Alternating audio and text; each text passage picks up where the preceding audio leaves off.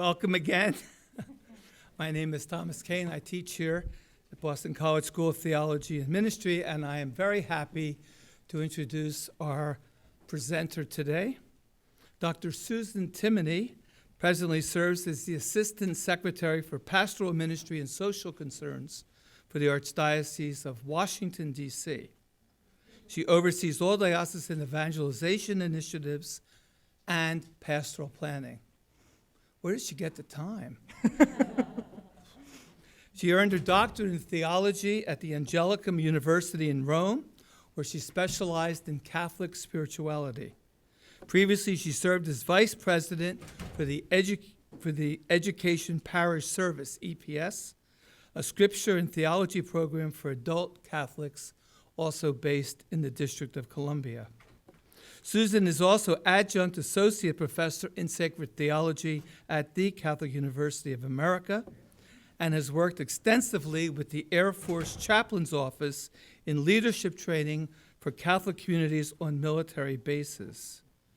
She lectures widely on issues related to evangelization, spirituality, and parish life. I'm delighted to introduce Susan to you today, and I think we'll have a wonderful lecture. Thank you. Thank you. Thank you. It's very nice to be here today. It's nice to be able to be in solidarity with the people of Boston this week and have some sense of praying together. And so that's been a particular grace of my short time here. It is the end of the day, and so I hope that we can be lively, me to you, and then you with one another, to see this day through to the end. My part of talking about the new evangelization, renewing the church, is this is first saying that the new evangelization is the lens through which we're being asked to look at all we do by way of mission. And so we don't have time to introduce one another, but just by show of hands, how many of you are involved in the work of the church at the parish level? How many of you are involved in parish ministry? Okay. How about how many in ministries outside of parish, but in the work of the church? Great. How many in diocesan leadership and ministry? Okay, a few of those, super. And then others? How many are here just because you want to learn more about being an evangelizing Catholic? Great. Welcome. So what I would like to do today is talk exactly about that. How do we help those who have been evangelized, those who are coming and celebrating the sacraments regularly at the parish, perhaps involved in ministry? How can we help them move from evangelized to evangelizers? Because I think if we can't help our Catholics appropriate the identity of an evangelizer, then this new evangelization, this enterprise, is going to fail. I also think it's a graced moment in the maturing of the vocation and mission of the layperson. That if we fully appropriate this baptismal charism, then we see ourselves both as having that call to holiness and, more importantly, a sense of mission, right? We become those disciples that we reflected on this morning. In fact, I think the next time I give a talk similar to this, the title will be "The Mission is Me," because that is a great kind of tagline. So what I hope you leave with today is, what's the Catholic character of evangelization? How do Catholics evangelize that's distinctive to who we are as Christian men and women? And to do that, since it's the end of the day, why not start with a quiz? Do you find the Gospels convincing? And I want to tell you a story about this question. I do some work with the Knights and Dames of Malta across the country, and they were having a formation day, and I was preparing the facilitators to lead a discussion. Cardinal Egan was the presenter, and Cardinal Egan said he wanted them to reflect on the question of, do you find the Gospels convincing? So I said to my group of facilitators, this is a fantastic question. I think it's going to lead to a really dynamic discussion. And one woman said, Susan, I have to disagree with you. I was insulted by that question. And I said, well, tell me a little bit more. And she said, we are well-educated Catholics who are committed in our work in the parish and through being in the Knights and Dames of Malta to serving the church, of course we find the Gospels convincing. And I said, I can completely appreciate that. I agree with everything you're saying. But let me play the devil's advocate. And let me say, I might be skeptical if you're talking to me, if you meet me at a neighborhood barbecue, or if I'm one of your siblings, or sons or daughters. And what if I said to you, well, give me an example of a gospel you find convincing? And she fell dead silent. And she said, I can't. And I thought, it's not so much that you can't, but there's a Catholic way that we do this. So then I said, do you find the gospel of the raising of Lazarus convincing? Of course I do. When my parents died, it was such a source of consolation, and off she went for about 10 minutes. And I thought, here is one of our challenges as Catholics sometimes.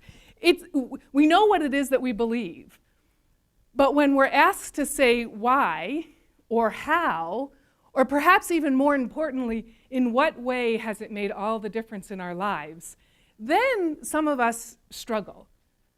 We struggle with the courage to say it. We struggle with the best way to say it. And so, just by way of getting started, turn to the person beside you or behind you and answer this question. But let me put it a little bit differently, how about, in the context of the past week. What of the Gospels or of the Scriptures in the past week did you find convincing to live in those days of fear and horror and death and destruction? What did you find convincing that pulled you through? So let's see if you can answer that one with the other.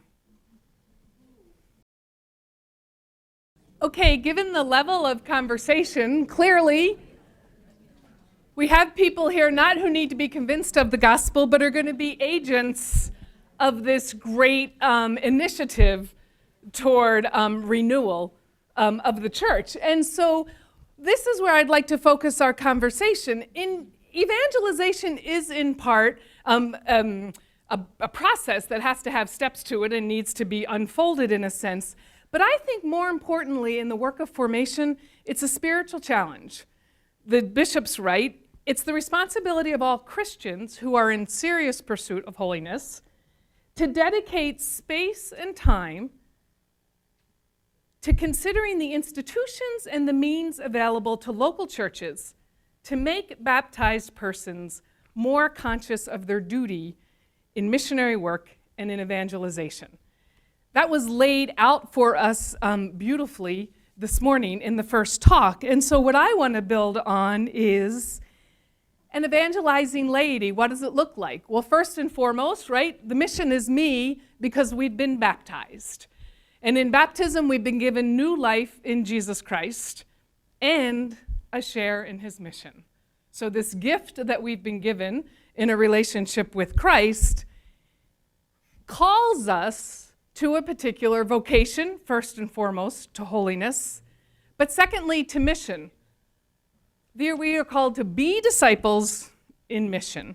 And so we move from a sense of vocation to mission. We move from having been evangelized in and through the sacraments and our participation in the life of the church to being evangelizers. And I think what I want to give you an easy, nice three-pronged piece to take away with, and I'm glad that there's so many Paulists in the room, so we can celebrate together, I think, one of the best documents, one of the best explanations of this Catholic character of evangelization comes from the 1987 document, Go and Make Disciples, draws from Lumen Gentium, chapter 5, that we are baptized to share in Jesus' priestly, prophetic, and royal mission. And in Go and Make Disciples, if you want to pull it back out of your files, the beautiful, very pithy, what does it mean to be priestly, prophetic, and kingly, or royal? It means to live our faith fully, share our faith freely, and transform the world. That this sense of mission that we're trying to form people in is a sense that all of us share in the common priesthood of the baptized. All of us are called to give prophetic witness. And all of us are called to be stewards of God's kingdom and to work to build the reign of God. So then, the question becomes, how is it that we do this? And so I want to break each of these open. In spirituality, in this day and age, in our contemporary culture, there's a lot of conversation about the fact that, well, I'm not religious, but I'm spiritual. So I say, as Catholics, we're turning that around, and we're going to say, we're going to be spiritual and religious. Because what we have to offer is an experience of the risen Christ in and through the family that we call church, in and through the sacramental life. That's what we have to offer, and so that's where we plant ourselves and hopefully grow. But the other beautiful dimension of being religious is it reminds us that first and foremost, Catholic evangelizers call themselves to conversion, right? So we ourselves are always in need of deepening our relationship with Jesus Christ. That we as a church are always in need of conversion, of living more fully and deeply this mission that God has invited us to participate in. But I think in our culture, and particularly in this age, and part of the grace of the new evangelization is we have to stop being apologetic about being Catholic. We kind of say, well, I'm a Catholic. How about if we can be humbly proud of being Catholic? My sister Judy has this wonderful way of giving gifts. She'll buy something and she'll wear it, or she'll use it, and if I say, I love that ring, that is so cute, and she's like, I'm so glad, it's your birthday present, I wanted to see if you would like it. She takes it off and gives it to you. And the gift of our faith, it's a gift, and we have it, and what gifts don't we share? So I think that we need to be confident of what it means to be Catholic and the great gift that we have found in that it's made all the difference in our lives. And we need to be able to share that in a way that people want to come and see. We have to be stewards of this great gift that we've been given in being part of the church.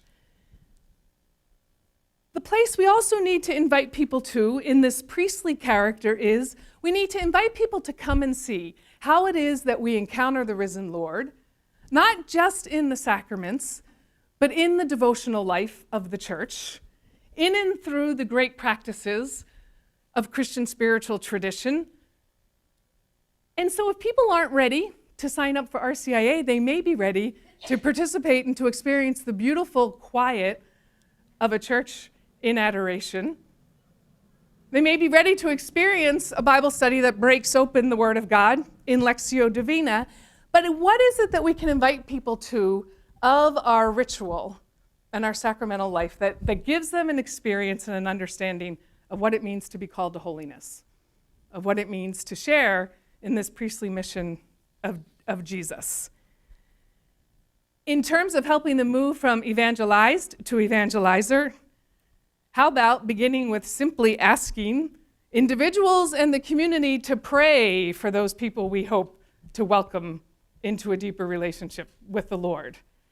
How do we incorporate evangelizing prayers into every prayer of the faithful? How do we incorporate at certain times of the year these evangelizing prayers that help people make the connection between what's happening liturgically in the life of the community and how that can be a moment of invitation or faith sharing as we send people forth to go and to prepare in this mission? So a lot of the practical work that we're doing is certainly around the seasons of Advent and Lent, but more regularly, where are we calling people to pray, first of all, to pray for those people who we would like to invite, but secondly, to help people see that now might be the time. One of the things that many of our pastors are talking about is the opportunity to create some sort of Catholic kind of altar call at Catholic weddings and funerals. That chance when you've got people there who are filled either with joy or with consolation, or with this sense of community, and to say then and there, if you're looking for something like this in your life, come join us on Sunday. I was sharing in an earlier workshop, I have a young adult niece who lives here in Boston, a graduate of BU, and she announced her senior year in high school that the minute she got to college, she would not be going to Mass anymore. She told her parents that, laid it flat out for them, right? And within about 6 months, both my father and her other grandfather died. And both of them were men who were very active in the Knights of Columbus, in the Rotary Club, in the Kiwanis, in a men's spiritual group as a volunteer firefighter.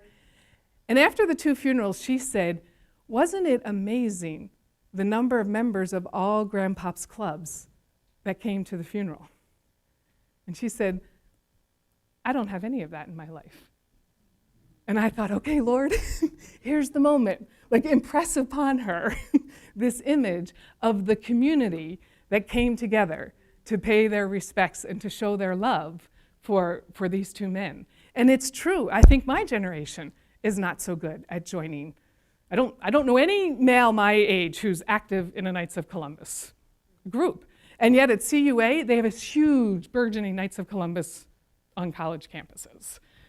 But where and how do we have this sense of taking that moment at funerals, at weddings, baptisms, to do that invitation, to send them away thinking about what's the gift of community, what's the gift of church that they might not find somewhere else in their lives. We're going to have a chance to break this open at the end, so be writing down some ideas as we're talking. The prophetic character, this is the witness. First and foremost, I think one thing people often associate with Catholics is that we are people of hope. Avery Dulles has a nice little summary of, I think, the core of this prophetic witness. In comparison with Christ, the ecclesiastical institutions are mere means. The spoken and written word of God can mediate faith, but faith goes out beyond the words to submit to the person, the revealer. An evangelically renewed Catholicism will seek to show the entire apparatus of Catholicism, including the hierarchical ministry, the proclaimed word, and the sacraments, have value insofar as it gives more adequate and authentic access to the God who comes to us in Jesus Christ. So a slight variation from this morning, I would have to say that for Catholics, we need to learn to use our words. We're very good at the silent witness. My husband and I are big baseball fans, and one night I was at the Nationals baseball game, and about 2 rows in front of me, there was a man with an earpiece, and baseball fans tend to sometimes like to listen to the game on the radio while they're at the game live. So at first I thought, well, it's his radio piece. But then I looked and he had one of those like hunting-style vests that has lots of pockets. And I didn't think too much of it. I went to get a drink, and there was another man dressed exactly the same way at the top level. And I got my soda and I came back down, and I noticed a third man, and all of a sudden I was like, they are Secret Service agents. So I said to my husband, there's 3 Secret Service agents in our section. Who's here? And he said, oh, Ben Bernanke. And I don't know if any of you know Ben Bernanke. He's the Secretary of the Treasury. No, the Federal Reserve, thank you. And my husband's an economist, which is the only reason I think he could pick Ben Bernanke out of the crowd. But I thought to myself, okay, so there we know they're Secret Servicemen. But wouldn't it be interesting to talk to them and to find out what the 3 of them were watching for, looking for, being ready for, in order to do their job? Well, I think as Catholics, we're pretty much the Secret Service of the evangelizing mission of the church. We're not so good at using our words. It is important, and it is true, that the witness of our lives tells a beautiful story, and many people recognize there's something different. But when asked why, what can we say as to the why and the how? What I'd like to suggest in a practical way is we have to help our men and women learn to give testimony. And social media is a beautiful venue to do this. So I didn't add in this, I could take a piece of advice from Christina's presentation and actually bring this video. But this couple, we videotaped, this is our Jubilee celebration, and they've been married 60 years. And we interviewed them before the celebration, and they said something really beautiful. The man said, some years have been really hard and some years have been really beautiful, but taken together and taken all together, the 60 years has been a blessing from God. And in a culture that thinks a marriage ought to end when the going gets hard the first month, or you have a bad month, think what that testimony could mean Some years were good and some years were bad. But taken all together, it's been beautiful. So how is it that we can give our people opportunity to be able to give witness and testimony, to actually develop testimony? There's an excellent exercise at the end of Christina's handout that she asks questions. How would you answer these questions? In DC, we call that an elevator speech. The politicians have to have a 30-second spiel that says what they're about. The idea being that they need to say what they're about in the time that it takes to ride an elevator. I think that would be a great Catholic exercise. 30 seconds on why you're Catholic and why you would like to invite someone else. So how is it that in our small faith sharing groups, how is it at our parish celebrations, via our parish website, via our parish Facebook page, can we get people sharing their witness and their testimony so that people see themselves in other people and can draw parallels in their own life? This, I think, is helpful in giving us what is it that people generally lack, right? The skill and the confidence to give witness and testimony. So where do we have the opportunity to do that? This third dimension is the kingly character, the royal character, this idea of being social is what I like to call it, in that we're baptized not only for our own salvation, but incorporation into the body of Christ is not an action of personal piety. Rather, we are engaged in a new life of the Spirit so that working in and through us, the Spirit might transform the world. In this case, it's this idea that we have a vocation and we have a mission in all aspects of our life to give testimony to the faith and to the love of God. That we're called to be about building the reign of God. And here is where Catholics excel, right? Our social service institutions, our hospitals, our schools, we are very good at supporting, nurturing, making more fruitful the common good, out of and in the name of our love for Jesus. I was asked a couple of years ago to work with a social ministry group in one of the parishes. And this was the theme that they had chosen for the day. They said, we would like our social ministers to reflect on what makes our social ministry different from the Red Cross. And I thought that was a really excellent question. What some of the leaders had realized was, in and through the ministry, they weren't particularly speaking the name of Jesus. They weren't inviting people to come to experience the compassion and love of Christ outside of the food that they were being given or the help that they were being given in a time of need. They recognized that there wasn't that connection, in a sense, or again, that invitation to learn something of Jesus. Now, there's an appropriate way to do this, and one of the skills they wanted to develop was, how is it that you can best? Is it an invitation to pray with the person as you're leaving the food at their house? Or is it putting invitations to come to church? What is that appropriate way? But that question of what makes us different from the Red Cross in our social outreach. And so the challenge that we face in parish ministry, in any ministry of formation, is we need to be explicit in sharing Christ in our ministries. And that may be through prayer, that may be through sharing the name, and most importantly, through invitation. I know of a parish that has a twinning relationship with a church in Haiti, and they were doing a big mission of bringing healthcare supplies and inviting those who worked in the area of healthcare to come and join them on the trip. And one of the parishioners said, I was talking about this with my group of nurses who we all serve in the same station at the hospital. And those nurses asked if they could do it as a group to come and join our parish outreach. And so they went on the parish mission trip as like the Ward 5E nursing team. Only one of them had any relationship to the parish. And many of the studies are showing that social outreach, social justice causes are an extremely popular way to encounter the work of the church, that young adults who may not be as connected as we would like, or people searching for a church home, are much more comfortable to come and help in a project as a first step than maybe to come and join in prayer. And so we have these projects in spades in most of our parishes. So how is it that we can use those efforts as a way to open up the invitation to the community at large to come and to help?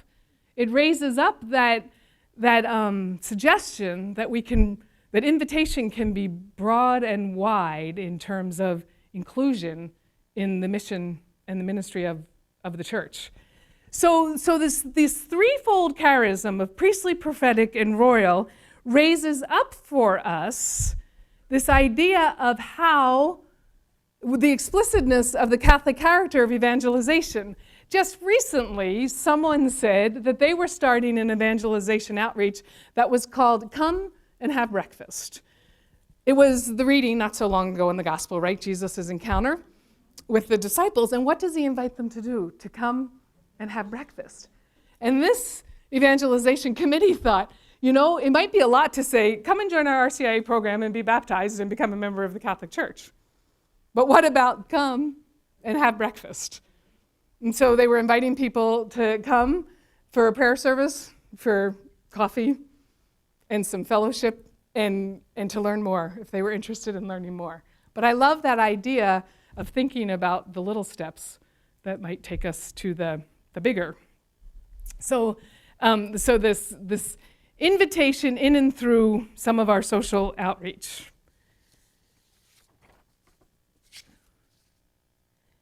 What I would like to do now is to get you involved in the dialogue, right? To say, okay, in this priestly, prophetic, and royal triad that we have, this way that we enter into the mission and ministry of Jesus Christ, I'd like you again in small groups to take each of those areas and add to the examples that I've shared, either from your own experience or from stories that you have heard. So the first is, in our formation, in our inviting Catholics to move from that stage of having been evangelized to evangelizers, how do we help them to live their faith more fully? And how does that become an evangelizing moment? How do we help people learn, and what are some good examples of testimony and witness? And then thirdly, in this being stewards of the reign of God, how does that break open for people an opportunity to evangelize? So choose a different threesome than you were just with or that you've been with all day. Spice up the conversation. Father Rivers, Paul, who have been together for 20 years, probably, in ministry and mission. But let's identify additional examples in those three areas, either things that you're doing and you've done well, or things that you would like to try, and see if anyone has tried them. Okay, so what I would like to do first is let's add 3 more ideas to each of these areas of priestly, prophetic, and royal, good stewardship. And then I want to talk a little bit about obstacles to forming evangelizers. So first, 3 other good ideas of helping form our people to see themselves as priestly people, as growing in holiness, their ongoing conversion. That the mark of the Catholic character, the priestly character of a Catholic evangelization is that first and foremost, we're called to our own conversion. So other ideas, 3. How do we help people be holy? Yes? By engaging them in what they know. So one example I use is being a part of baptismal ministry. When you sit down and you talk to the parent who wants to have their child baptized, well, have you, tell me about your baby. What are you teaching your baby? What are you talking about with your baby? Have you introduced your baby to God? You're like, oh, what do you mean?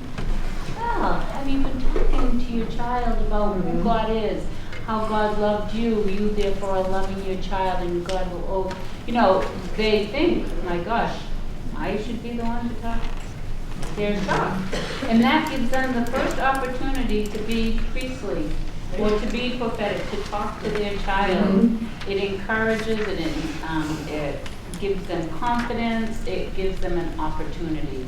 And although we've said, by virtue of our baptism, we have an opportunity for A, B, and C, we've not put them in that role and challenged them in that role. And that opportunity does. Right, so formation of our parents is the primary catechists. Number 2, John. I was sharing with my group here that I had been at a meeting yesterday at the Archdiocese Center, and one of the priests there was saying, that so often we always tell people to turn their cell phones off at Mass. This is one of the pastors that weekend decided to tell everyone that's on Facebook to tell people you're at Mass. Great use of social media. And then turn them off, right? Excellent. Yeah. Someone suggested recently at a meeting that we create a podcast of the best homilies in the diocese on any given week. Start collecting homilies from pastors across the diocese, which I thought could have a twofold purpose. One, give people a chance to hear good preaching, and secondly, maybe a little healthy competition among our preachers to step it up, but I liked that. Okay, one more idea in how we help people be priestly and appropriate this priestly character. Sister. Well, we were thinking, as one practice that we always have the prayer intention book, and one of the ladies here in ministry has the St. Vincent de Paul, and so we said maybe to have the prayer intention book there for the people that come in to write their intentions, and then I'm thinking too also if they have prayer cards and some information to pick up while we were writing their prayer intentions. So it's more than food we're picking up. So not only to write the intention, but then give them something to be able to hand on in some ways. Yeah, nice. Is there a bonus fourth anyone wants to share before we move? Okay. How about this prophetic character, particularly in this area of engaging people, helping people to witness to their faith? Anna. We were talking about different groups in our parish, specifically like our moms group, and how moms come together to have their kids play and everything. But wouldn't it be great for them to tell their own stories to each other first, so that they can kind of get used to speaking about Jesus to people that are their friends, and then they'll be more apt to share it in a safer environment. So a little peer-to-peer ministry. Yep. Father. Wouldn't it be great if our bishops, one Sunday a month, said this was sharing Sunday, and presided up and said, you all heard the gospel of the Good Shepherd. There's lots of ways in which we've experienced God's protection in our lives. Turn to the people around you and share. That if we stop this, we're talking at you, and gave people permission to talk with each other as part of our ritual, what a transforming thing that might be. Absolutely. Yes.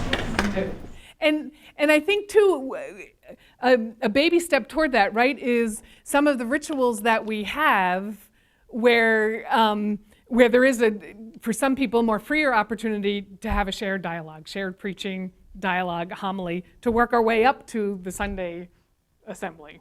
But where do we have those opportunities? Yep, excellent, thank you. A third, yes?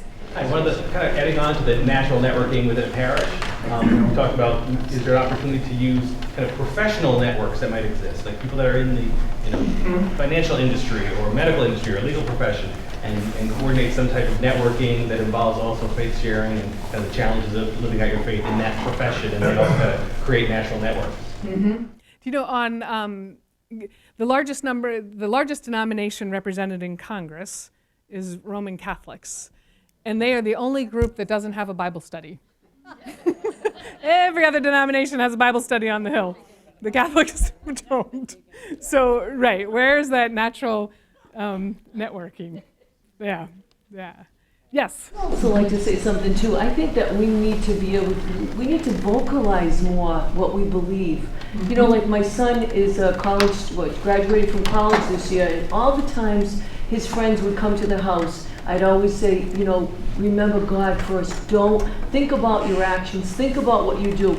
I could tell you that probably not one of those other parents might have said that to those children, but I always made it a point to tell them that they were loved, be careful, watch each other, the gift of friendship, about God. And I feel like we don't say enough. We're silent. We need to, like you say, live what we feel. Give it away so that they understand. And I think that we keep ourselves too quiet. Why? I think, I mean, we have to, this is the why, right? We have to answer this in order to do it. I think some of it is confidence. And some of it is, why is it that when we hear the word evangelization and how might I evangelize, the first thing we think about are the most uninviting kinds of experiences we've had. So the knock on the door on Saturday morning and the keep knocking by our friends who go door to door. Or the have you been saved kinds of questions that jar us. And I think it is, we have to help say which way does it come most naturally for us to evangelize and to do that. I had an encounter when I first moved to Washington. A woman came up at the metro to ask me how to get to Georgetown, and I was brand new. And I said, you know, there's not a metro that goes directly, but I think you can do this. And I said, but I don't really know because I'm new. And she said, I'm new too. Have you found a church home yet? I stopped, and I said, I'm looking. I said, I've gone to a couple of different parishes. I'm a Catholic, and so I'm looking, but I haven't found one yet. And she said, I found a great church. And she paused and she said, if you are could I take your phone number? Because in a couple of weeks, if you haven't found a home, I'd like you to come with me. So I'm thinking, okay, Miss Evangelist, you got to give her your phone number. So I gave her my phone number, and don't you know, a couple weeks later, hi, Susan. I said, hi. She said, remember you met me at the metro. I'm just wondering if you found a church home. I said, thank you so much for calling. I have. She said, praise God. And that was that. There was nothing unattractive about that or uninviting, but it made me say, who have I ever invited to church in such an explicit way, and someone who was not well known to me? I mean, I had to admit to myself that I usually wait until they say, can I come to church with you? Before I invite. So what comes naturally? How can we figure out what's most natural to us? And that's what speaks. That's the marriage, right, of the witness and the testimony. When people see that it's natural. So it's going to look different for each one of us in this room. And some ways are going to, in those ways that come easy, then do it. And if it doesn't come easy and it doesn't feel natural, then wait and find another way. But what comes most naturally? I think that's really critical. Yes? Sometimes I just think it's allowing yourself to be yourself. With, you know, like I resonate with what you said as a parent. I have 3 children. 1 out of the 3 goes to church, and my oldest, who's my daughter, is in California with 4 children, and of course none of them are baptized to go to church. But just different times I plant little seeds, and I'll say something. She's going through a hard time in her life. And I'll say, well, I'll say a prayer for you. Well, one time she was really down and out, and didn't she call me and said, you know that thing you do, you know, praying or something? Well, you know, maybe you should put in a good word for me. And I said, did I hear you right? You know, there's ways that we can be ourselves, and you just don't know how it will work. And just another quick aside, which is hilarious, is we had a similar situation to the speaker, the last speaker that I was in, and he was talking about, or she, children coming home with their partners that they're living with, and you don't approve, it's your home, and I had a similar situation, and my son eventually came home. He said, I know, we're going to the Christian home, to the Christian bedrooms. I'll be upstairs, she'll be down. I said, fine. You know, so you know, you can do it. It does plant seeds and it does work, and I've seen turning around. So.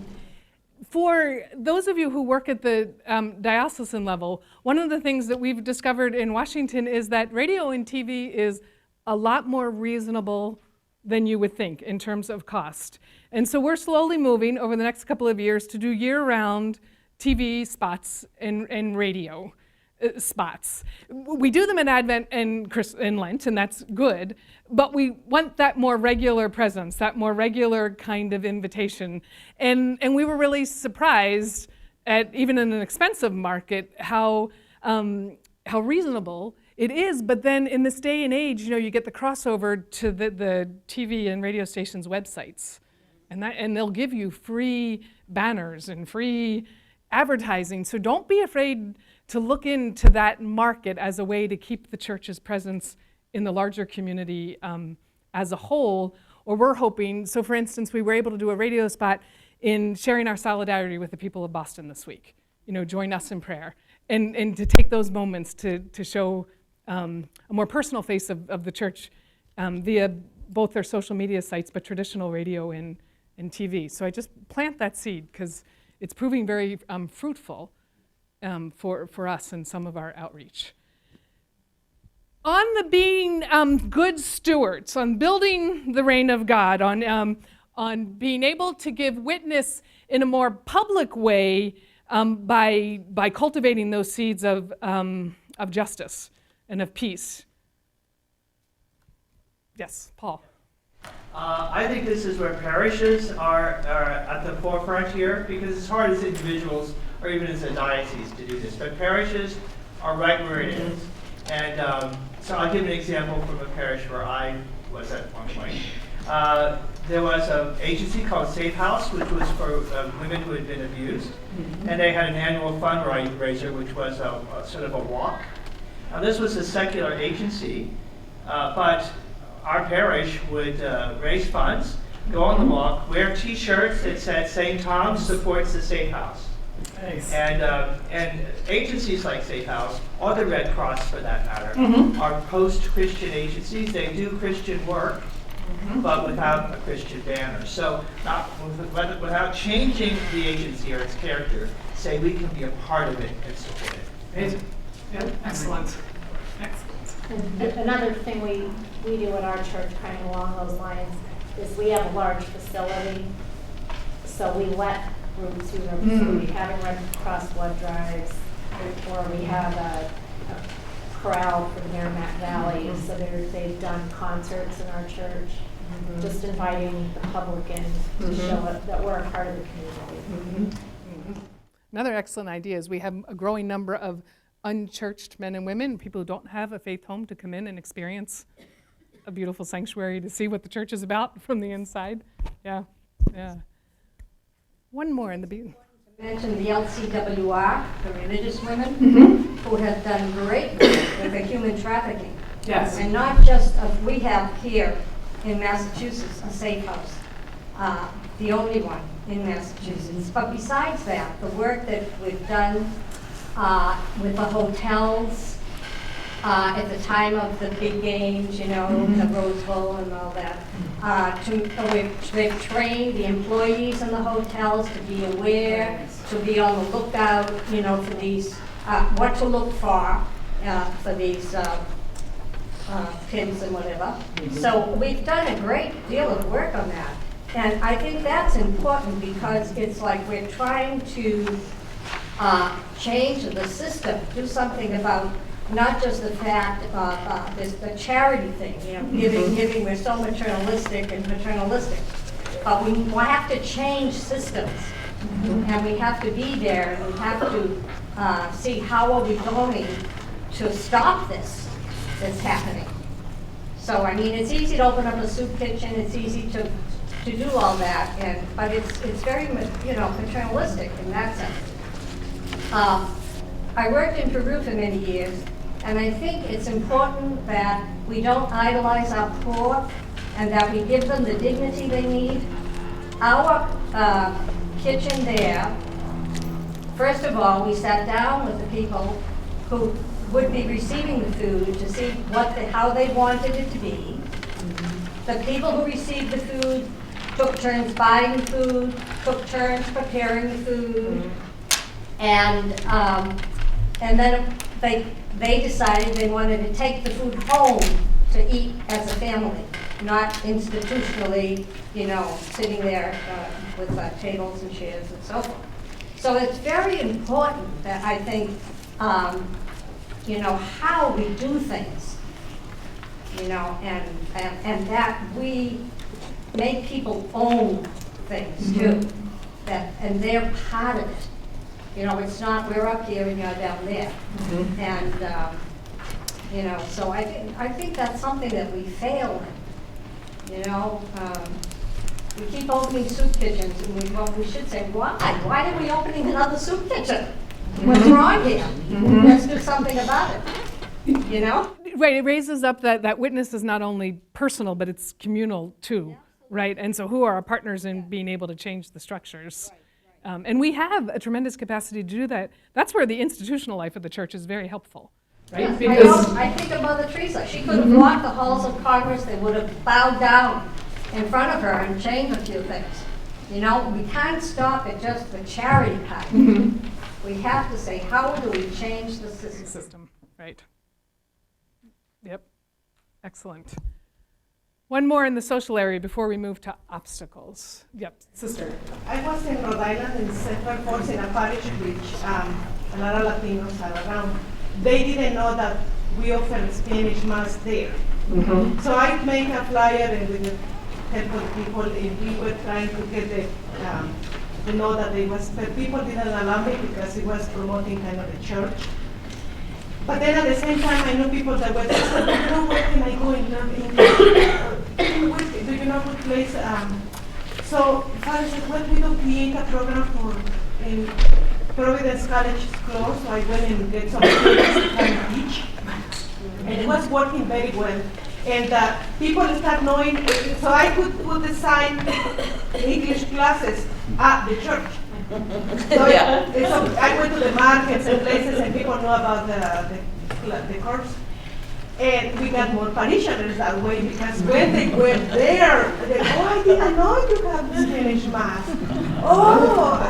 So they start coming. But then unfortunately the English class died out. But it was like a way to get people from the parish also. This is the perfect bridge to, I think, what is the first and greatest obstacle. There is that idea of the invitation of come and see, but I also think we're really good at waiting until people come. And at the end of the Mass, we say, go. And so to challenge ourselves, where do we go into the community to meet people where they're at?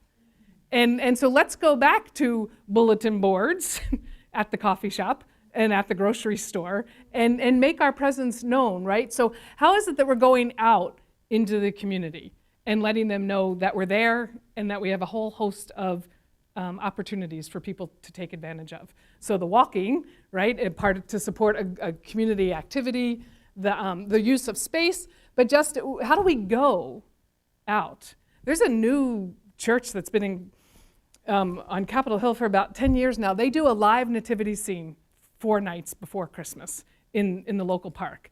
And then they do the community Easter egg hunt. They're probably getting 1,000 people at those. And so they just go out, connect at that very, a traditional emotional level of who doesn't like a living nativity scene, whether you're a believer or not, but they're also there. They've got their big sign up. They've got their the announcement or the list of when they're going to have services in and around Christmas. We're not so good at the going out yet, or maximizing the potential we have to go out.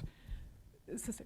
One of the things that happens to us, I think, as a church, and maybe it's more than as a church, when we have a project like that and it gets raised in committee, we tend to have what I'm going to term assumed constraints, why it won't work.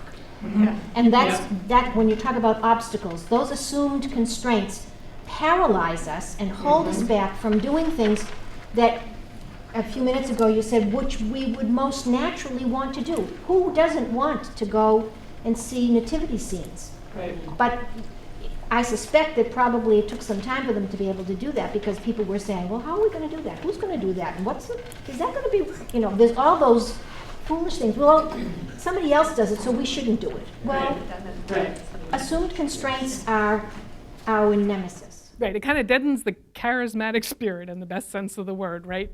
Yeah, so yes, that's very true. Another obstacle, which is another whole talk, but I think is part of the the inspiration for the new evangelization is we need to realize that our audiences are very different and multiple, right? So we talk today about helping people move from being evangelized to evangelizer. But we have that whole group of people who have no church home and maybe have never been invited to Jesus. So for them, they need a whole different language and a different kind of invitation, right?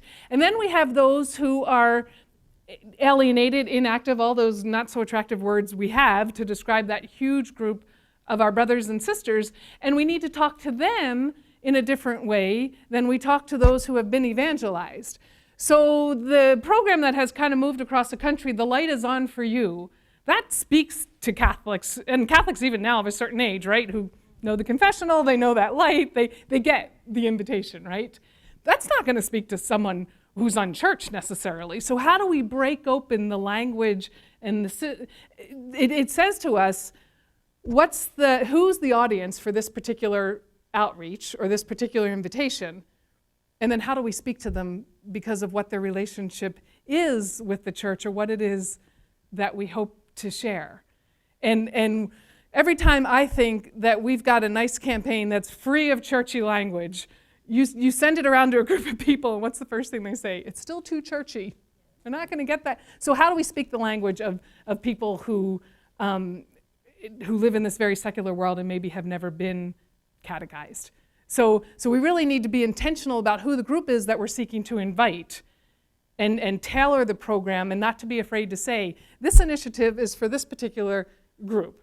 And we've got other things for other people, but that's a real challenge for us because we have a very Catholic language that we're comfortable with. I think the second aspect of that is if you do reach out to a new group of folks, let's say young adults, and you're successful, your parish is going to change. Yes. You're going to change. Yes. Yes. Exactly. So that third, thank you, my 10-minute warning here. That next obstacle is, are we willing and ready to welcome those who we've invited? And what do we need by way of change, and to make sure that everybody is ready and willing to welcome. So in my mind, the first line of evangelizers at the parish is the parish secretary, or the person who answers the phone, and the ushers on Sunday. The building, yes, thank you. The building as well. You can't get in. Right, right. Yeah, yeah. A priest was telling me not so long ago, he arrived at a parish. He had his collar on. He walked into the office. He stood there. Secretaries were working. No one said, "Good morning, Father." No. So how do we help prepare all the folks who are there to? This is where we can really learn from some of our Protestant brothers and sisters who have thought about this, who practice it. Name tags on a Sunday, asking guests to stand up. I was at a parish where they asked the guests to stand up. Then at the end of Mass, someone came over and asked you if you wanted to go to coffee and donuts with them.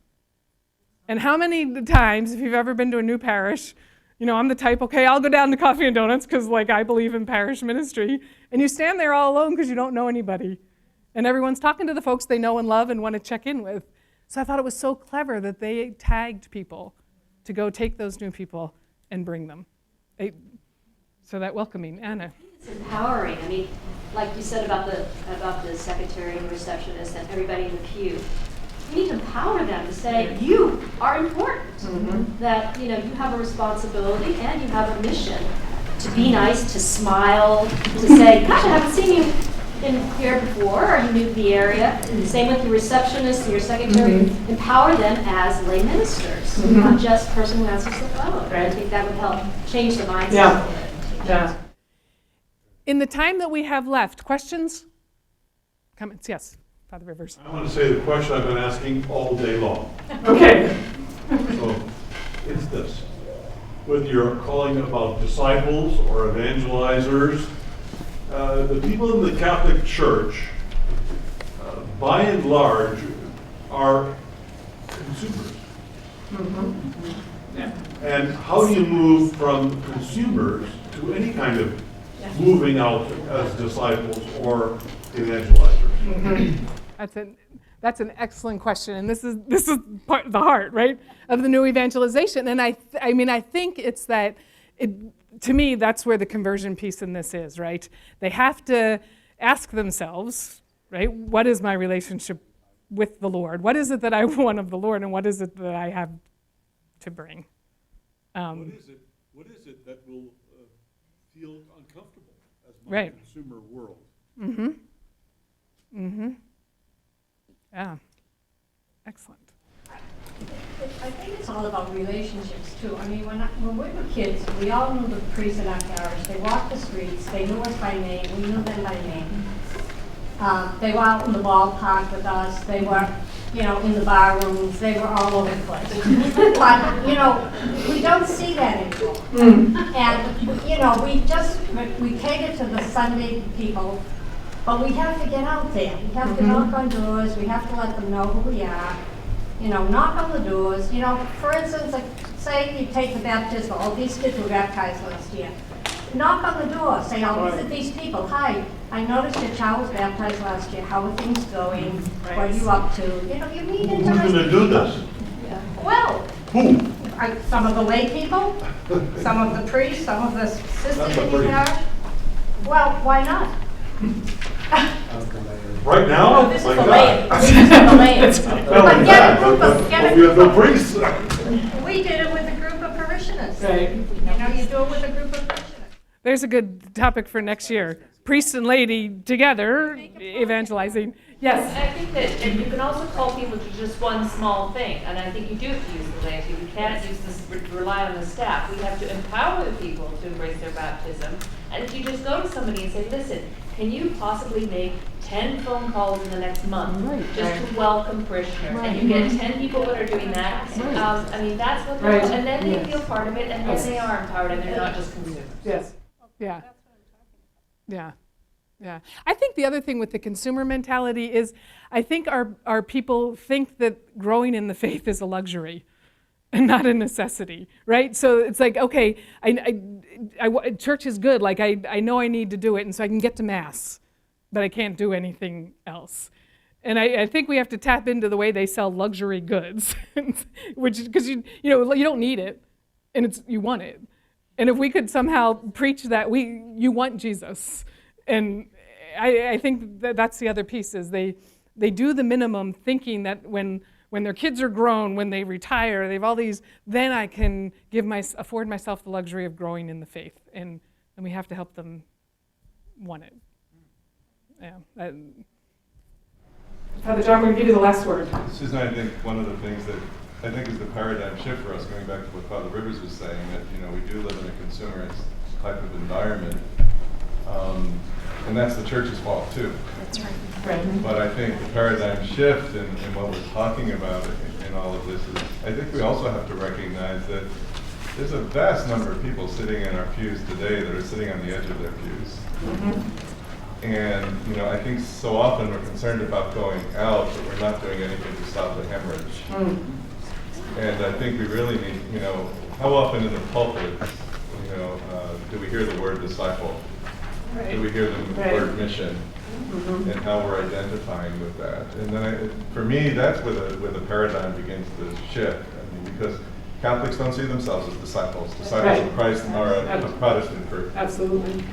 And I think we need to start changing our nomenclature to begin to identify with the core of who we are and all of that, to stop the hemorrhaging before we bring people back to something that's just going to be a short-lived experience. Amen. Thank you. Thank you. Thank you. Good. Okay.